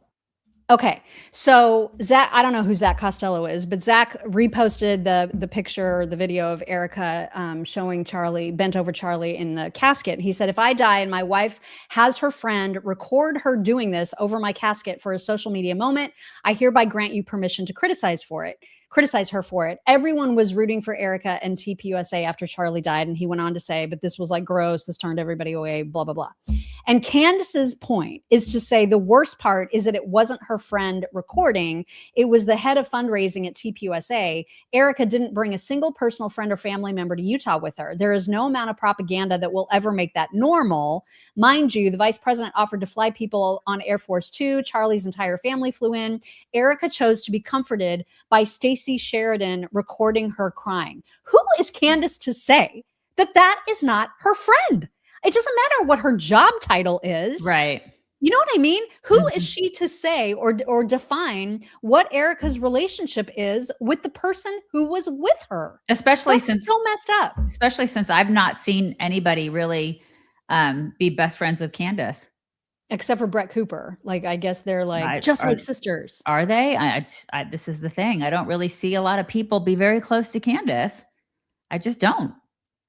So this is just such a bizarre take. And it's all, she does all of these things to create suspicion, to create narratives that shouldn't even exist in the first place. And it's disgusting. And it's worked. And it's worked. And it has worked, totally. But like I said, more and more people with very, very large platforms are talking about this. One of the latest is Ryan Fournier, who is the head of Students for Trump. Also, knew Charlie, knew Candace, knows Candace. And he let loose in a Twitter space just yesterday. Hide your kids. Hide everybody. Hide your wives. Hide your dogs. Hide them. Okay. Chris LaLuma is asking, what would we do if she attacked our podcast? She has. She invited us to come on her show and debate her about Israel. Yeah, this is nothing new. Because you guys, you have to remember, we were insulting. We were criticizing her in October before all these other people did it. Just FYI, we were the OGs of saying she's batshit crazy. We have never not said it, since the very beginning. We're kind of in a way, not to be, I'm not saying this to be bitchy, but it's like, welcome to the party, pal, with all these people who are now jumping into the fray. Because don't you mean foray? Sorry, foray. Into the foray. That's just how Candace would say it. That's right. Anyway, so hide your kids, hide your wives, a lot of cuss words about to come at you. All of them are deserved, I will point out. But this guy, everybody knows him in conservative circles, very, very prominent conservative. Here's Ryan Fournier. Oh, I was with Charlie Kirk when Candace Owens and I met Candace Owens at the Trump International Hotel, first time that he met her as well. She had a YouTube channel. She was doing decent views. She was in the accounting field. And so Charlie brought Candace on Turning Point USA. We made her a comms director. I said it was Ben Shapiro. It was Charlie that started that brought her on. Yes. Yes. And so Charlie brought her on, and I was around at the time. And nobody on the board of directors like Candace Owens. She was forced out of Turning Point USA because she is a cunt. She is an now, let me just say this, and I want this on the record. She is a disgusting fucking human being. She has no personality whatsoever. She is a nasty character. And I have nothing but disregard for her because everybody who gave her something, she took it away. She stepped on our backs to gain fame. She is a lying, phony bitch. And I want nothing to do with her. And I don't want anybody in this movement to associate with her because I can't stand her. And I will tell her to her face on a live interview if I have to. Fuck you. Okay. Well, and there you have it. There's damn. There's that. The Eclipse Truth. I love the comment that you made. This is all spiritual warfare. And I totally agree. I absolutely 100% agree with you. But what side are you getting? You can't stay on the sidelines on this. No. Anymore. What side are you on? What side are you on? It is spiritual warfare. And there are people who think that they are like high and mighty on this side where they're wearing the freaking Palestine pins and they're using God. And they're saying, oh, we're on the right side. And if you're not on the side, you're some sort of, what do they call us? We're what supremacists? We're Zionist supremacists. We're Zionist supremacists. F you, lady. F you. Yeah. So anyway, all of that drama is happening. Yeah. It's good drama. I like this drama. And I also like the fact that people keep finding new words that she can't pronounce that I didn't know about. The latest one is bureau. You guys, she can't say bureau. She can't. What? We also learned that last night a bomb squad and agents from the Bureau of Alcohol and Tobacco, Firearms, the ATF, obviously. What is the borough doing? Has anybody traced this down? Were you brought into an FBI borough? Oh my who's God. A former borough of prisons chief? No. Because there is a borough that has been corrupt, rebuilding this borough. No. Chief of the Utah borough is the borough's public-facing spot, cleaned house at the state borough. I can't even. There's way more than that, but you guys, get the idea. Skunks burrow in my pasture. Okay. She doesn't know how to use words, and people are actually rationalizing this and saying she's from the South. What? No, I'm from the South, okay? I thought she was from New York. I don't even know where she's from, but people are saying that online. They're like, it's just a Southern thing. It isn't. Absolutely not a Southern thing. I can assure you it's not. My husband's from the South, and he absolutely does not knows how to say Federal Bureau of Investigation. It's not Federal Borough. God. Oh my God. All right. On to fun things. Actually, this is an interesting little battle. I'm just going to ask you the question before we play this clip from Kelly Ripa, who had this fight on her podcast of whatever. So today's Tuesday, right? Today's Tuesday. It is. If I tell you that something is happening next weekend, when is that thing happening? Next weekend? That's not this weekend, but the next weekend. Right. So if I say, because apparently there are people who think on a Tuesday, if you say next weekend, that you're talking about the next weekend that's coming up, which would be this weekend. That's not what I think. I think I agree what with you. What do you think? You agree with me? Okay, thank God. I completely agree with you. Because I was thinking we were going to have to stop being friends.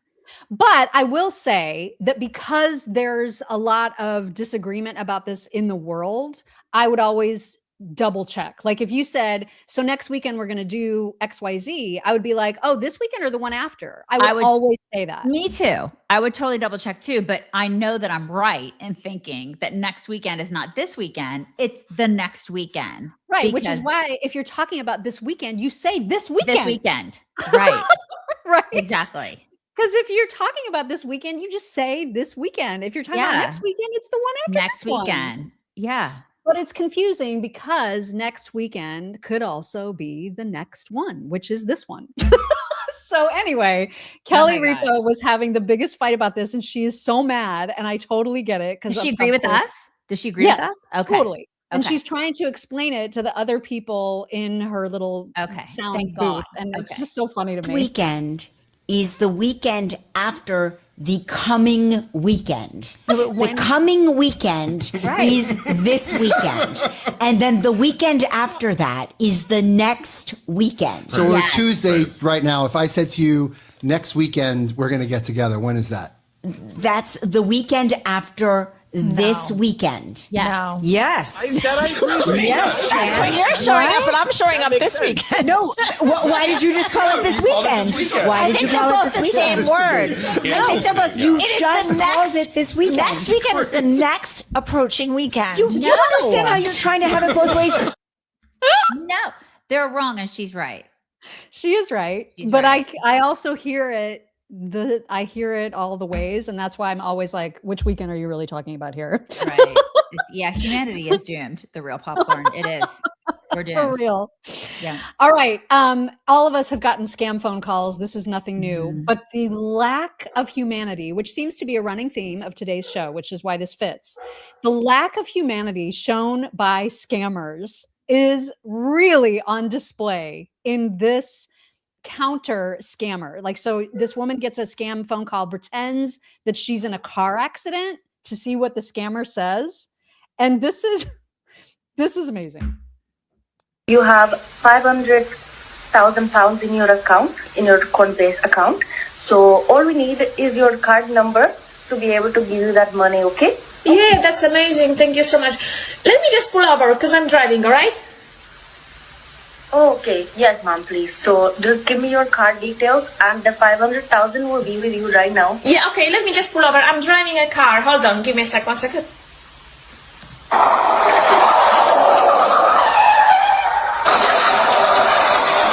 Oh my God. Oh, sorry. I just had a car crash. Oh, ma'am, can you give me your card details? Oh my God. I just had a car crash. Can you hear me? Yes, ma'am, I can hear you. Just, can you reach your card? No, I just had a car crash. I lost my legs. You're breathing and talking, so I'm sure you're gonna be fine, ma'am. So if you can give me your card details, I'll be able to help you, okay? I lost my legs, but do you have your card? You're fine though. I can hear you. You can talk and breathe. So just give me your card. Just give me your card number. Wow. That's my a God. human being on the other line saying Right. that to her. Right. Oh, okay, thank you. Come again. Somebody said. Brian, I can't. I just cannot my even believe it. God.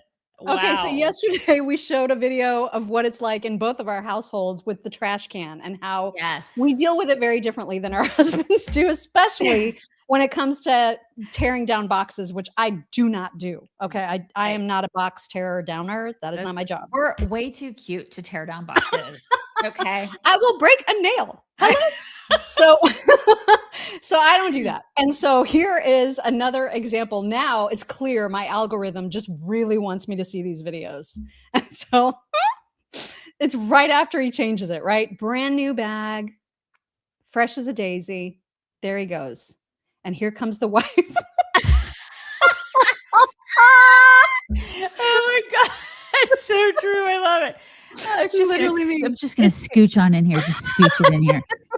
It's fine. It'll fit. It'll fit. This It'll fits. This is scooch. perfect. So accurate. It is. Right? It's fine. It'll fit, honey. It's So fine. accurate.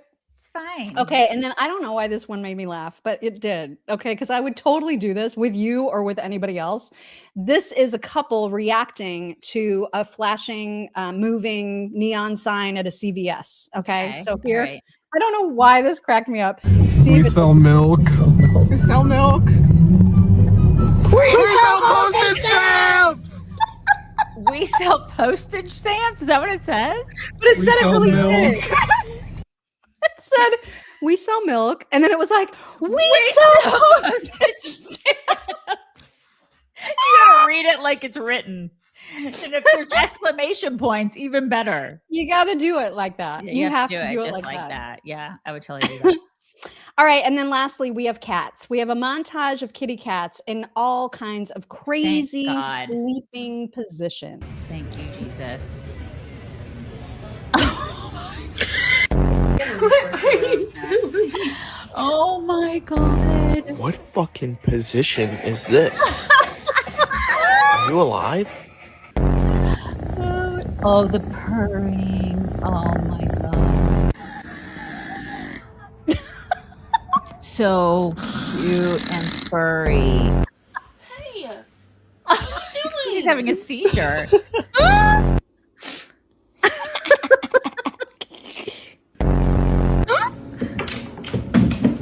Oh my God.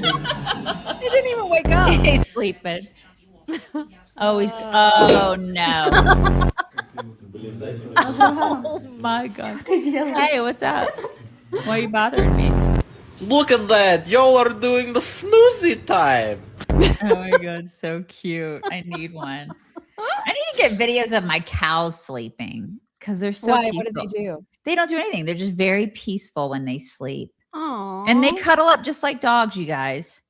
They curl up in balls just like together? dogs. You mean they cuddle with each other? Sometimes they cuddle with each other. Like, yeah, Aw. they're so cute. All right, we have some thank yous from yesterday. Curtis Woods. This one really bothered me. I don't like any of these messages, Curtis. I mean, they're very sweet, but anyway, happened? What- he said James Vanderbeek's video about being worthy of God's love struck a chord with me. As much as I want to believe that, I can't anymore. Fate, karma, whatever has beaten the faith out of me. Curtis. He said, and then he said, the COTR are one of the few sparkles of light and laughter in the darkness of my life. And I Curtis. just want to say thank you. I don't like this message at all. Curtis.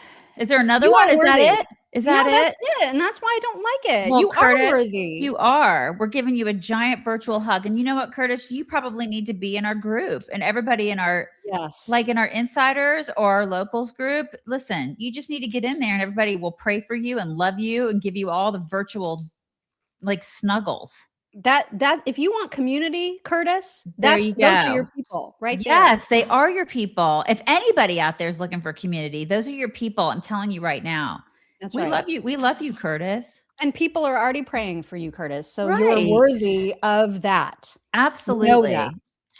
Shannon Spofford said, it is my 50th. I'm sorry. It's my 54th birthday, Manilas. 54. Happy birthday. Over on Locals, Audrey Krause 5 said, abortion is an act of love, no shame in murdering their own babies. Wow, the devil is smiling. So scary and twisted. These people better have a place in hell. Yeah, the devil is great. smiling. Becca T in South Carolina. Good morning, ladies. Wanted to introduce you to my new baby girl, still nameless hubby vetoed Pickles. It's a dog. Have always had labs also mock, and Hubs has been pretty breed loyal too. We are in our 50s, empty nesters, and travel more now, so having another big dog was not very practical. So 15 months after losing our sweet lab trooper, we decided to try a Boykin. Encourage you and Mr. Mock to consider them very lab-like and 40 pounds max. Also, the South Carolina state dog. Prayers for me as I navigate puppyhood. The breath is divine. And she showed a picture of it. It's very, very cute. Does it look like a lab? Kinda. It looks like a longer haired lab. Okay. Sort of. All right. Yeah. It's interesting. Okay. Dolly Duck said, Kamala's style is word salad. AOC style is more word smoothie. Love y'all. That's great. I love it. Now you.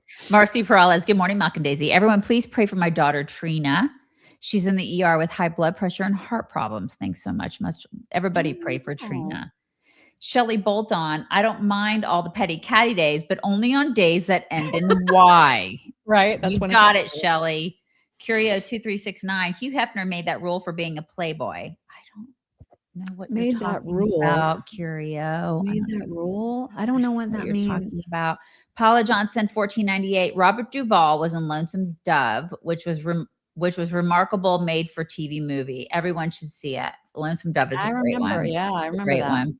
Rachel DeWalt, 4664. Praise for my mother, please. She's going in for a cath this morning. She has 90% blockage on the front side of her heart. God bless her, Rachel. Everybody pray for Mama.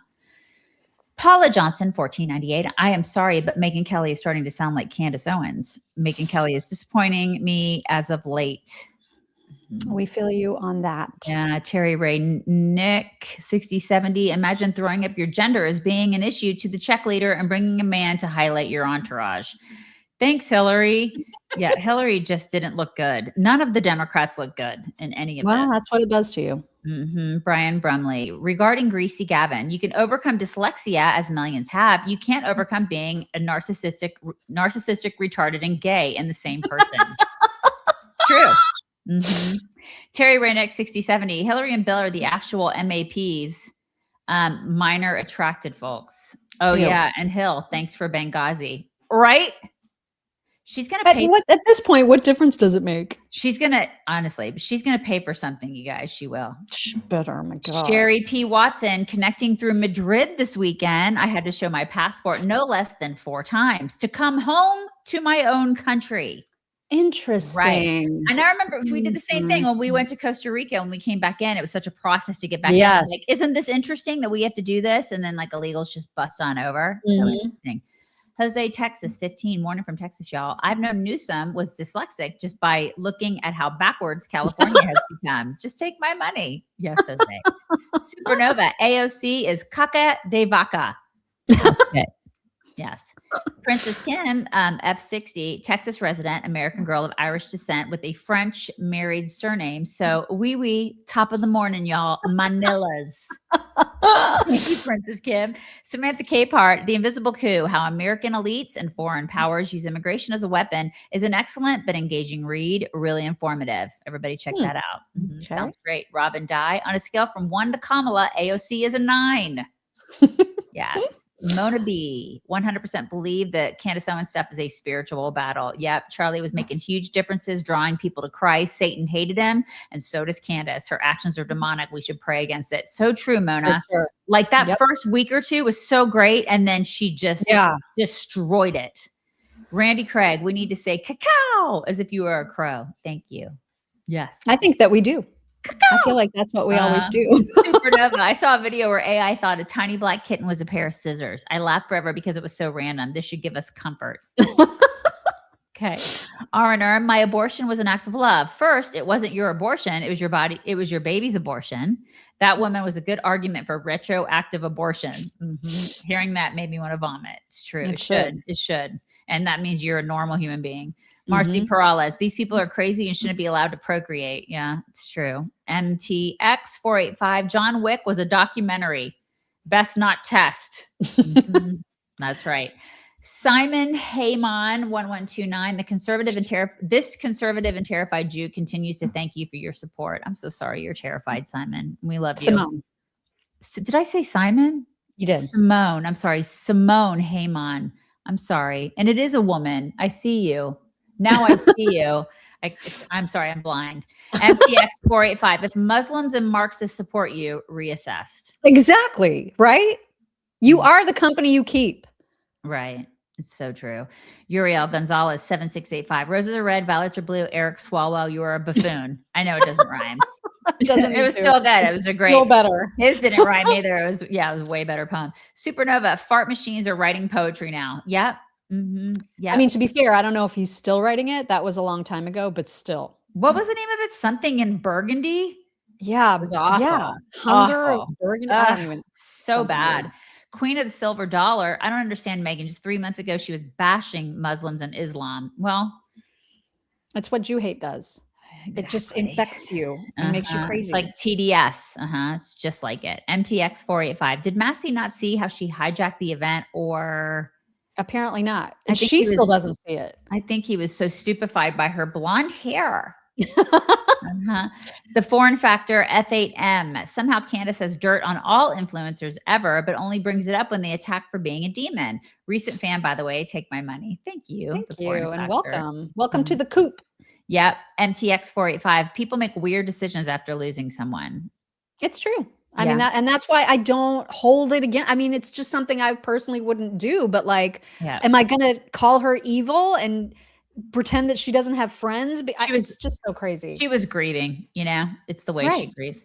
Karen Elliott 2903. If you think an abortion is an act of love or it's not a life, you should have the balls to watch a second trimester abortion being done. Yes, Karen. Yes. Supernova. My take on the casket pick was to show the public proof that he was in fact gone, and she knew Charlie belonged to all of us.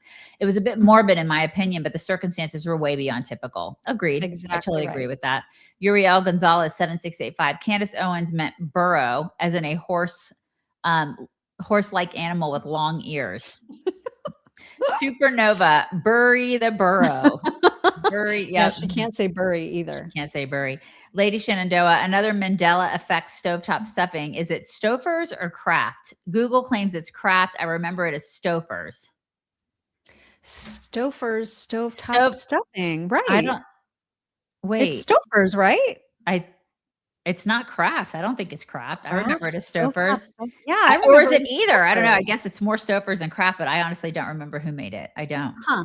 Brian Brumley, Candace Owens probably pronounces Joe Burrow as Joe Bureau. Curio 2369, half your age plus 7 years. That's the rule. Okay. That's what we said. J Mo, I wonder if Megyn is avoiding Candace Owens because of her new XM radio station. Just a thought. Later, Nillas. Interesting. I wonder. But like, why would XM care if we're ripping on Candace? Like, does she have some sort of hold over XM no radio? idea. I have no idea what the political affiliations of XM people are. No clue. Same. I don't keep track because we're not under the umbrella of XM. No. We work for great people. That's right. You guys bring it in. Special hug to Curtis. Oh my gosh. Yes, Curtis. We love you, Curtis. We love you. Now go join the group or groups. That's right. And they will just scoop you up and love on you. Everybody have a wonderful Tuesday. We'll talk to you tomorrow. Bye. Hello, beautiful people. This is the Chicks on the Right's Indian correspondent. Thank you for watching or listening. Be very sure to like, subscribe, and ring the bell to stay up to date on all of their delicious content. Okay, thank you. Come again. Okay.